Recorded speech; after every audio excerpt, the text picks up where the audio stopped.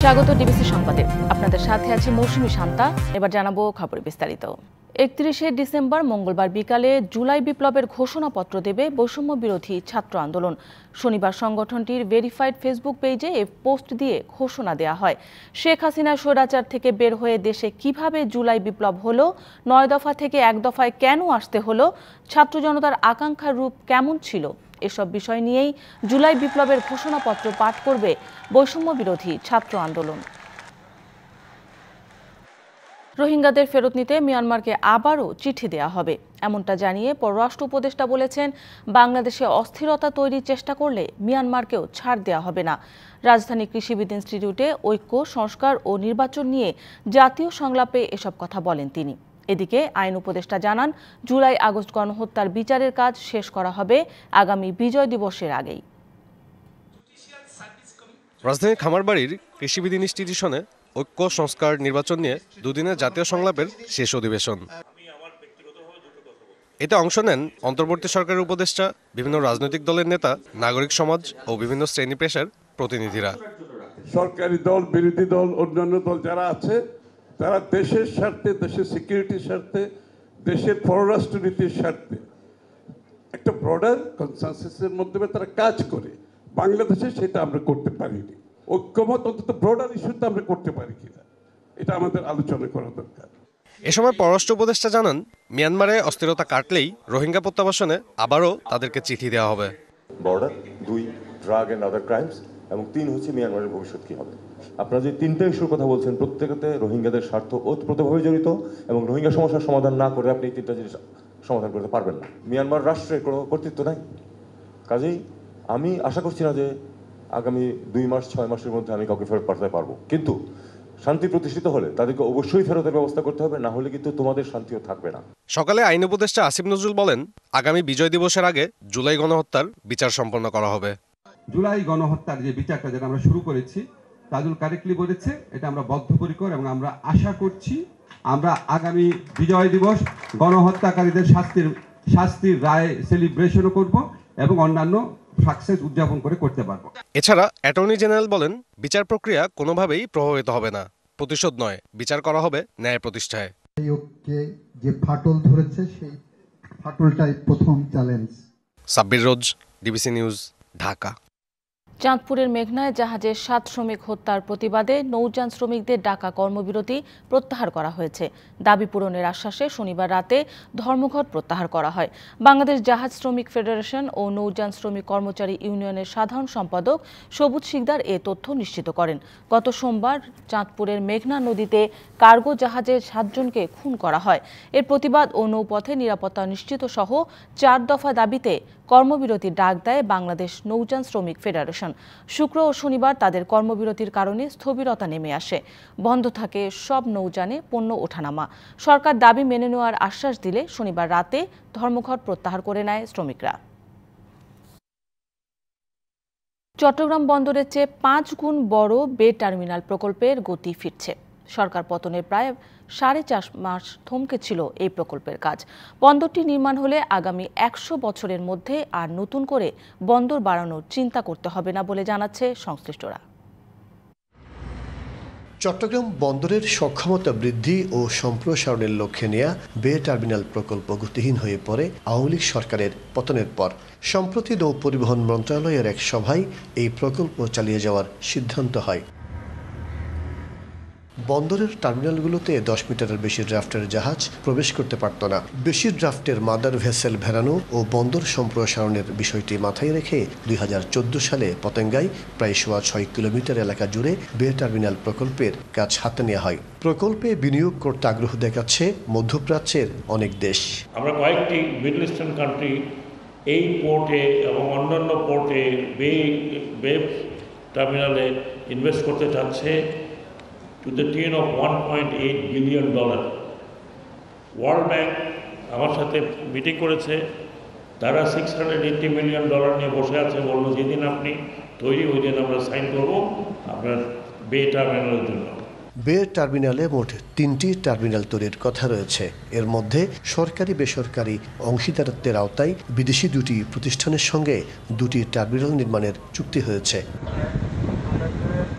টার্মিনালটি নির্মাণ হলে বন্দরের সক্ষমতা বাড়ার পাশাপাশি গতি আসবে আমদানি রপ্তানি বাণিজ্যেও। বে টার্মিনাল হচ্ছে আমাদের সক্ষমতা বৃদ্ধির জন্য এটা আমাদের একটা প্রায়োরিটি প্রজেক্ট, এবং চট্টগ্রাম বন্দরের প্রবৃদ্ধি যেভাবে হচ্ছে, গ্রোথ যেভাবে হচ্ছে, আমাদের এই নতুন নতুন সুবিধাদি সৃষ্টি করাটা খুবই জরুরি। বে টার্মিনাল একটি প্রাকৃতিক একটি বন্দর হবে, যেখানে আপনার ড্রাফট নিয়ে কোনো সমস্যা হবে না। আপনারা জানেন আমাদের বর্তমান যে বন্দর আছে সেটি জোয়ার ভাটার উপরে নির্ভর করে কিন্তু জাহাজ আনাগোনা করা হয়, কিন্তু বে টার্মিনাল কিন্তু সেই সুযোগটা কিন্তু অটোমেটিক তৈরি করা আছে। 870 একর জমিতে এই প্রকল্পের কথা চিন্তা করা হলেও এখন পর্যন্ত 568 একর জমি বুঝে পেয়েছে বন্দর।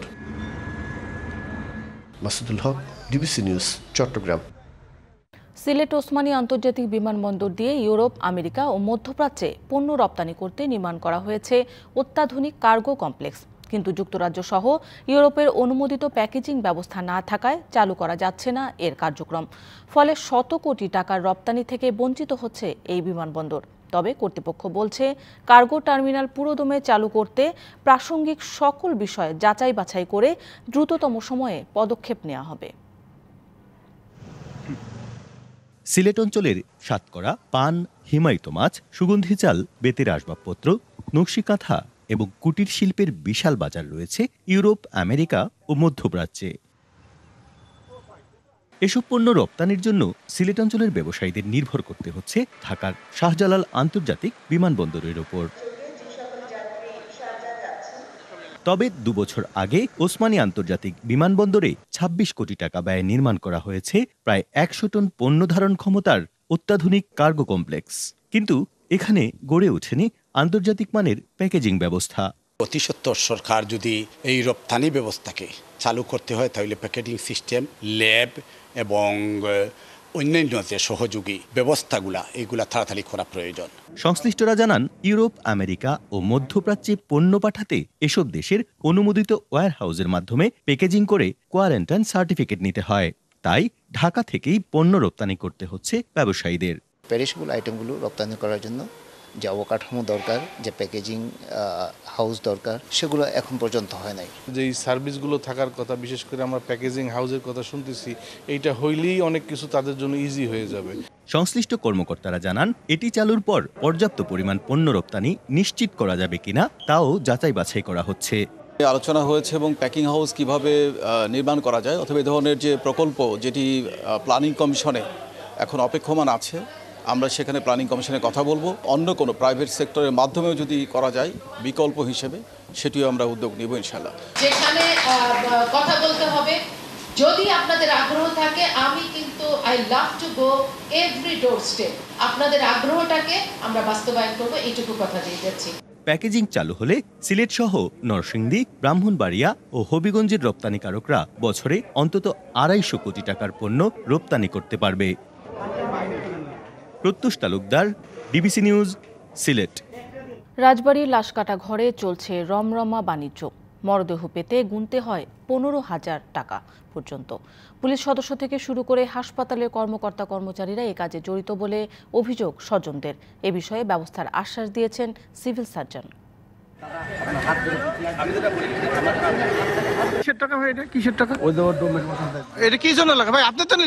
এই দৃশ্য দেখে মনে হতে পারে বাজার থেকে জিনিসপত্র কিনে টাকা নিচ্ছেন ক্রেতা। বাস্তবতা হলো, নিজের স্বজনের মরদেহ বুঝে পেতে দিতে হচ্ছে এই অর্থ। রাজবাড়ীতে মরদেহের ময়নাতদন্তের জন্য দিতে হয় 10 থেকে 15,000 টাকা। পুলিশ থেকে শুরু করে হাসপাতালের কর্মকর্তা কর্মচারীরা এ টাকা নেন বলে অভিযোগ নিহতদের স্বজনদের। পোস্টমর্টমে 12-14,000 টাকা গেছে, 13,500 টাকা গেছে। আমার তো অবশ্যই কষ্ট হয়েছে, আমি কষ্ট হলে এখন আমি কি করবো? বাবার লাশের লেগে হালাত করে মোবাইলে নিয়ে, বিকাশে নিয়ে, তারপরে লাশ আনছে। উনি বলছে না, হবে না, 15,000 টাকায় লাগবে। অনুসন্ধান বলছে, একসময় বালিয়াকান্দি উপজেলার মরদেহ বহন করতেন ভ্যান চালক নিখিল বিশ্বাস। ময়নাতদন্তের জন্য অতিরিক্ত অর্থ গ্রহণে বাধা দেয়ায় কৌশলে বাদ দেয়া হয় তাকে। অন্য মরদেহ বহনকারীরা বলছেন, ডমকে দিতে হয় টাকা।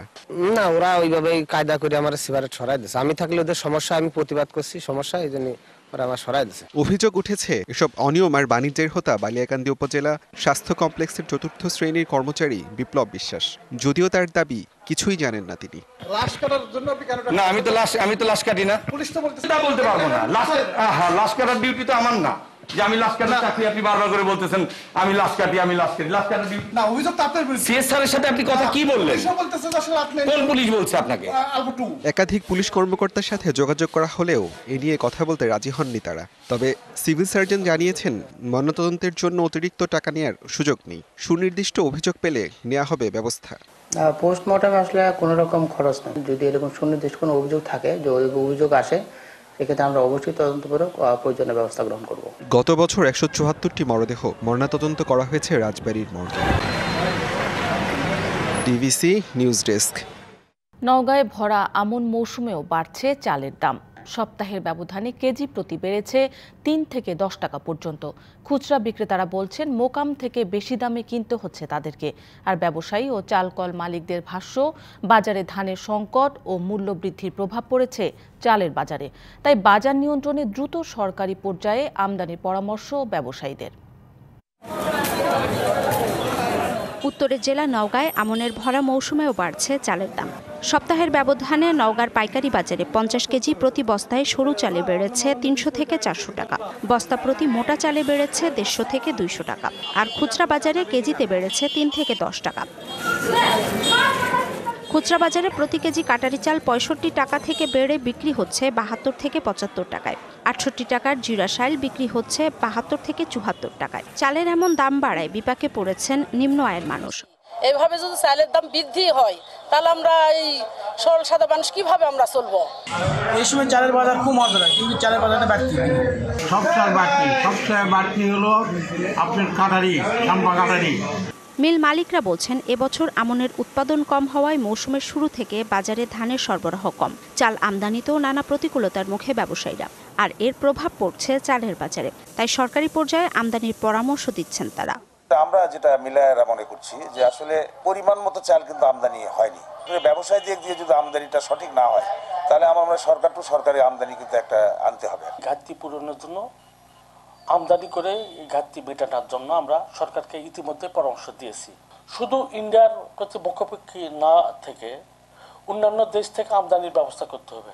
এদিকে বাজার স্থিতিশীল রাখতে চাল আমদানি শুরু হয়েছে বলে জানিয়েছে জেলা খাদ্য বিভাগ। পাশাপাশি বাজার নিয়ন্ত্রণে প্রতিনিয়ত মনিটরিং করা হচ্ছে বলে দাবি তাদের। রিসেন্টলি 24,000 মেট্রিক টন চাল নিয়ে চট্টগ্রাম বন্দরে অলরেডি জাহাজ একটি খালাসের প্রক্রিয়ায় আছে। আমরা অভিযান শুরু করেছি। চালের দোকান, আড়ত এবং মিলগুলো তারা পরিদর্শন করতেছে। চালের বাজার নিয়ন্ত্রণে দ্রুত ব্যবস্থা নেবে কর্তৃপক্ষ, এমনটাই দাবি সবার। DBC news desk. শীত বেড়ে যাওয়ার সাথে সাথে দিনাজপুর, সাতক্ষীরা ও গোপালগঞ্জের গরম কাপড়ের দোকানে বেড়েছে ক্রেতা সমাগম। শীতবস্ত্র কিনতে ভিড় করছেন সব শ্রেণী পেশার মানুষ। সাধ্যের মধ্যে পণ্য কিনতে পারায় খুশি তারা। শীতের শুরুতেই বিক্রি ভালো হওয়ায় হাসি ফুটেছে বিক্রেতাদের মুখেও। সাশ্রয়ী দামের কারণে দিনাজপুরের মানুষের অন্যতম গন্তব্য শহরের বড় মাঠের পুরাতন কাপড়ের মার্কেট। শীতের তীব্রতা বৃদ্ধিতে কাচারি বাজার নামে পরিচিত বাজারটিতে বেড়েছে ক্রেতার ভিড়। সোয়েটার, জ্যাকেট, টুপি ও কম্বল সহ বিভিন্ন ধরনের শীতবস্ত্র মিলছে এখানে। একটু সস্তায় পাওয়া যায়, তো অল্প দামে পাওয়া যায়, তাই জন্য এখানে আসি। আমরা এখানে অল্প টাকাতে অনেক উন্নত মানের কাপড় পাওয়া যায়। শীতের শুরুতেই প্রচুর ক্রেতার আগমনে মৌসুম জুড়ে ভালো ব্যবসার প্রত্যাশায় বিক্রেতারা। শ্রেণী আছে, তবে কিন্তু মধ্যবিত্ত শ্রেণীটাই বেশি। একটু নর্মাল ছিল, এখন শীত পড়ার ইনশাল্লাহ এখন ব্যবসা কিনি ভালো আসে। সাতক্ষীরায় দোকানে দোকানে শীতবস্ত্র কিনতে ভিড় করছে ক্রেতারা। স্বল্পবিত্তরা ছুটছেন পুরাতন কাপড়ের দোকানে। তবে দাম নিয়ে ক্রেতাদের মধ্যে রয়েছে মিশ্র প্রতিক্রিয়া। সব শ্রেণীর মানুষই আসে এখানে কেনাকাটা করতে, কারণ দামটা অনেক রিজনেবল। সাতক্ষীরার এই নিক্সন মার্কেট, এখানে শীতের পোশাক খুব অনেক কম দামে পাওয়া যায়। এদিকে শীত বৃদ্ধিতে জমে উঠেছে গোপালগঞ্জ শহরের চৌরঙ্গি এলাকার অস্থায়ী গরম কাপড়ের বাজার। প্রতি শনিবার শতাধিক দোকানে পোস্টার সাজিয়ে বসছেন ভ্যানে। মিলছে সোয়েটার, জ্যাকেট সহ নানা ধরনের শীতের কাপড়। দাম একটু কমে আসে, এই কারণে এই জিনিসগুলো নিয়ে আমরা এই মালগুলো আমাদের চাহিদা অনুযায়ী পাই, সুন্দর।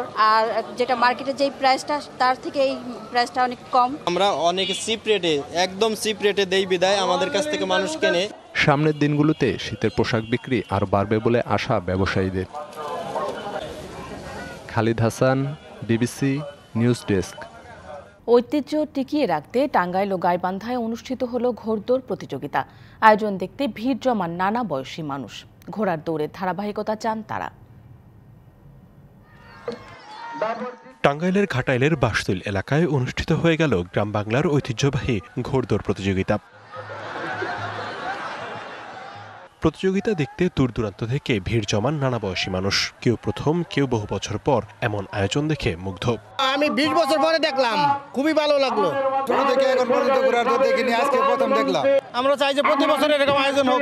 দেশের বিভিন্ন এলাকা থেকে প্রতিযোগিতায় অংশ নেন অর্ধশত ঘোড়সওয়ার।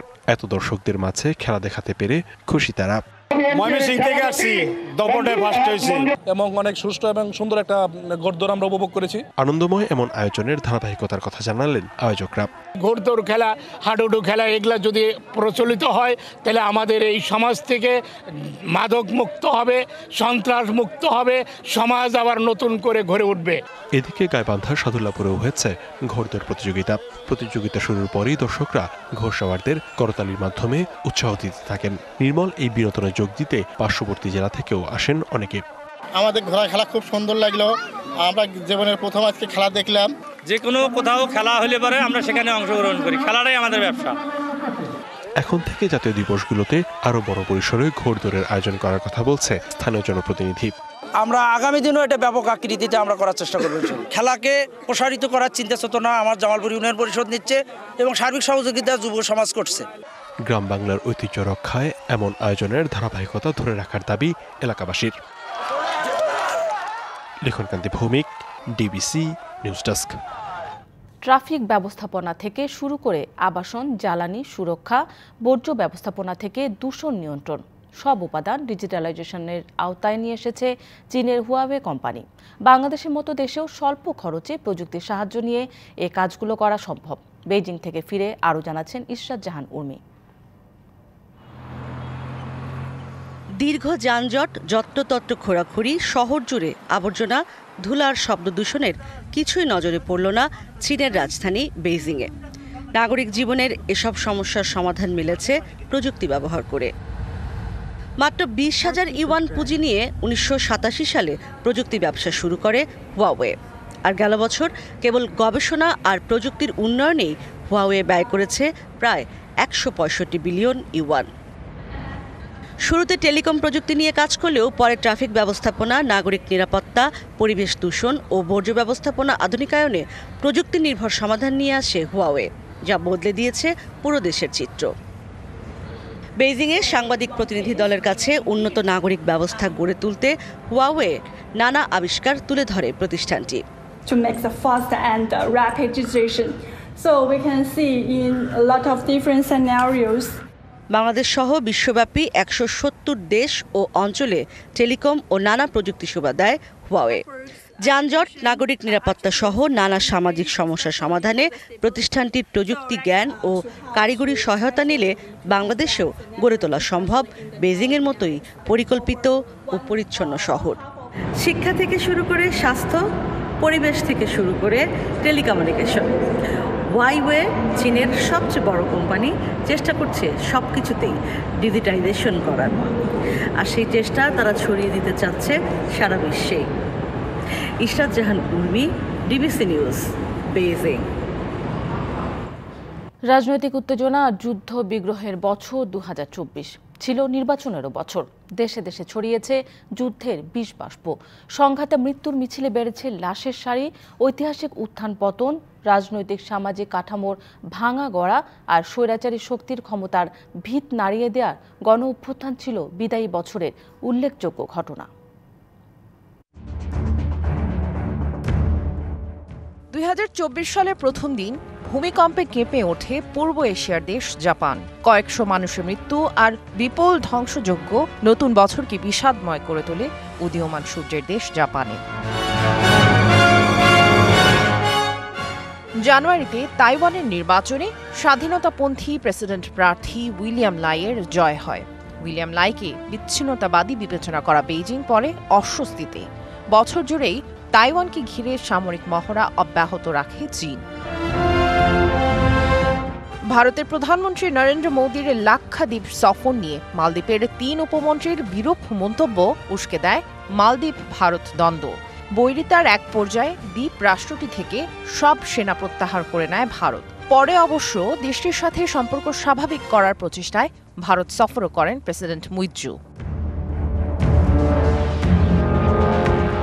ফেব্রুয়ারিতে পাকিস্তানের নির্বাচনে কারাবন্দী সাবেক প্রধানমন্ত্রী ইমরান খানের দল তেহরিক ইনসাফ সমর্থিত স্বতন্ত্র প্রার্থীরা বড় জয় পান। তবে পিটিআই সরকার গঠনে ব্যর্থ হওয়ায় শেষ পর্যন্ত ইসলামাবাদের মসনদে বসেন প্রধানমন্ত্রী শাহবাজ শরীফ। 2024-এ ইউক্রেন যুদ্ধের 2 বছর পেরোল।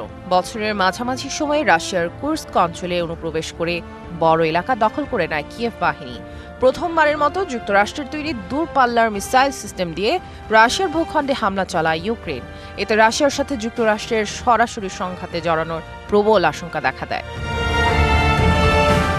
মার্চে বিপুল জনসমর্থন পেয়ে টানা 5বার রাশিয়ার প্রেসিডেন্ট নির্বাচিত হন ভ্লাদিমির পুতিন। 87%-এরও বেশি ভোট যায় তার ঝুলিতে।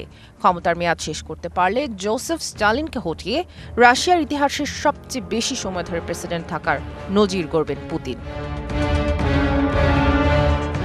মধ্যপ্রাচ্যে ইরান ইসরায়েল হামলা পাল্টা হামলা ছিল এবছরের উল্লেখযোগ্য ঘটনা। 1 এপ্রিল সিরিয়ার দামেস্কে ইরানের দূতাবাসে হামলা হয়। এজন্য ইসরায়েলকে দায়ী করে ইরান। প্রায় 300 ক্ষেপণাস্ত্র দিয়ে ইসরায়েলে পাল্টা হামলা চালায় তেহরান। ইরানে সীমিত পরিসরে ফের হামলা চালিয়ে জবাব দেয় তেল আবিব। বিস্ফোরণে কেঁপে ওঠে ইরানের একাধিক শহর। ছড়িয়ে পড়ে তৃতীয় বিশ্বযুদ্ধের আতঙ্ক। মেতে হেলিকপ্টার বিধ্বস্ত হয়ে মারা যান ইরানের প্রেসিডেন্ট ইব্রাহিম রাইসি। ইসরায়েলের দিকেই আঙ্গুল তোলে ইরান। নতুন করে অনুষ্ঠিত নির্বাচনের প্রেসিডেন্ট হন সংস্কারপন্থী মাসুদ পেজেশকিয়ান। তেহরানে পেজেশকিয়ানের শপথ গ্রহণে গিয়ে ইসরায়েলি গুপ্ত হামলায় নিহত হন হামাসের রাজনৈতিক প্রধান ইসমাইল হানিয়ে। লেবাননে পেজার বিস্ফোরণে সশস্ত্র গোষ্ঠী হেজবুল্লাহর সদস্যসহ 5 শতাধিক মানুষ প্রাণ হারান। আহত 4000-এর বেশি। এছাড়া সেপ্টেম্বরে ইসরায়েলের অভিযানে নিহত হন হেজবুল্লাহর প্রধান হাসান নাসরাল্লাহ। কয়েকদিনের মধ্যেই তার উত্তরসূরি হাশিম সাফেদ্দিনকেও হত্যা করে তেল আবিব। অক্টোবরে গাজায় হামাস ইসরায়েল যুদ্ধের 1 বছর পেরোয়। এই 1 বছরে নিষ্ঠুরতার নজিরবিহীন দৃষ্টান্ত রাখে ইসরায়েল বাহিনী। হামলা চালায় স্কুল, হাসপাতাল, বাদ যায়নি ত্রাণ নেয়ার সারিও। বিভিন্ন জায়গায় সন্ধান মেলে গণকবরের। 1 বছরে 45,000-এরও বেশি ফিলিস্তিনিকে হত্যা করে বর্বর তেল আবিব বাহিনী। দফায় দফায় যুদ্ধবিরতি আলোচনা হলেও তা এখনও আলোর মুখ দেখেনি। হামাস প্রধান ইয়াহিয়া সিনওয়ারকে ইসরায়েল হত্যা করে এ মাসেই। এবছর অনুষ্ঠিত হয় যুক্তরাষ্ট্রের প্রেসিডেন্ট নির্বাচন। পাল্টে আক্রমণাত্মক বক্তব্যের প্রাধান্য ছিল নির্বাচনী প্রচার জুড়ে। ট্রাম্পকে 2বার হত্যা চেষ্টার মধ্য দিয়ে তা আরও নাটকীয় হয়ে ওঠে। ইউক্রেন ও গাজা যুদ্ধ বন্ধের মতো উচ্চাভিলাষী প্রতিশ্রুতি দিয়ে শেষ পর্যন্ত হোয়াইট হাউসে দুর্দান্ত প্রত্যাবর্তন হতে যাচ্ছে ডোনাল্ড ট্রাম্পের।